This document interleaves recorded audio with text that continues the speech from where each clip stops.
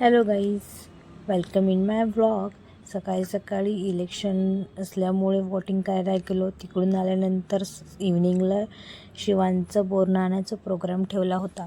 त्यामुळे मग काय डेकोरेशन वगैरे जे रिमेनिंग होतं ते वोटिंग करून आल्यानंतर चालू केलं. मग काय थोडं व्हिडिओज वगैरे क्लिक केले, फोटोज वगैरे क्लिक केले.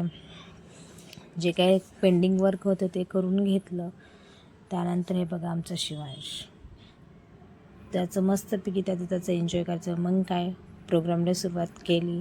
ऑप्शन वगैरे खूप जण आले होते, पण एवढ्या सगळ्यांचे फोटोज क्लिक करणं खूप डिफिकल्ट होतं. त्याच्यामुळे जसे जमले तसे आम्ही फोटो क्लिक करत गेलो.